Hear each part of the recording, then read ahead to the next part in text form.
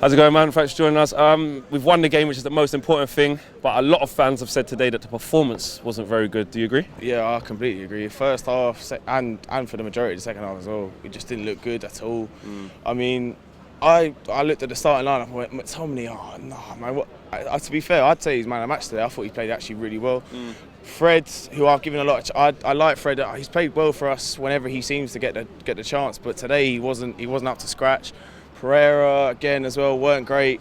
I mean, like, to be fair, I give Darmy a lot of credit. He's not, you know, like, I haven't seen anyone's been speaking about him, but he's playing out of position, centre half. I thought he was a credit to himself today. He's a good professional, Darmy, isn't he? I mean, I know people say he's not obviously at the level we need, but he's always ready when you need him. Yeah, exactly. He's a squad. Yeah. He's like John O'Shea. John O'Shea's at Reading today, isn't it? Like, but whatever you tell him, he'll go and do a job. He'll give you a 6 out of 10 most of the time. And you look, it's bad. And you know, look, you got Tuanzebe and Fossey Mensah out on loan. Do you think they could do a job today? Ashley Young was absolutely atrocious today at left back. He was bad today.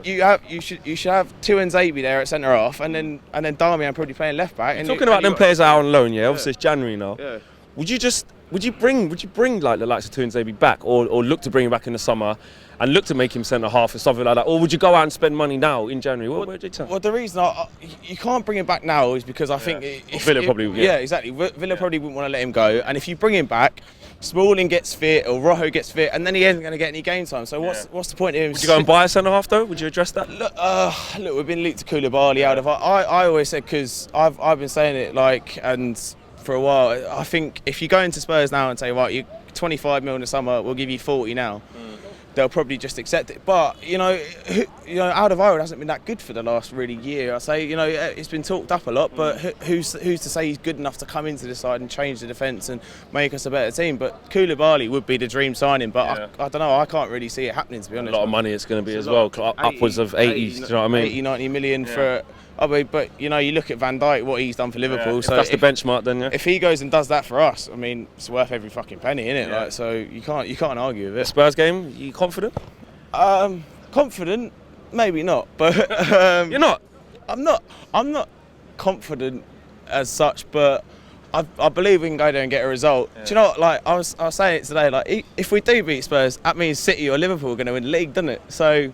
Bit of a double edged. Preferably not Liverpool, yeah. Preferably not Liverpool. Yeah. I mean, I swear to God, if they win it, oh my God, that would just be the worst. We just have to disable our social media. I live in Manchester, mate. I was here when they were all walking around with their Centurion shirts on.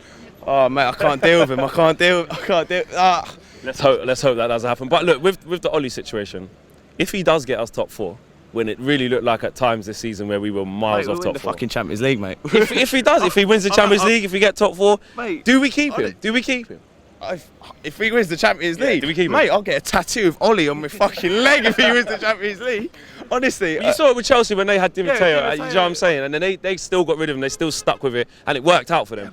But mate, if he wins the Champions League, I swear, you can't fucking argue that one. But especially that we winning it twice for us, wasn't it? But look, he come in here, we were 11 points behind top 4, we're now 6.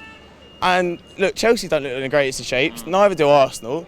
And if we catch him and get top 4, and he's gone from 11 points behind and gotten into 4th place, and the players are playing for him, Pogba looks like a different player, mate. Yeah. Pogba looks fucking world class again. Yeah. And so you can't argue with him getting the job. If we get top 4 and maybe gets to the Champions League semi-final, God, you can't. Do you worry that he can get the job because of like an affection and not merit? Well, yeah.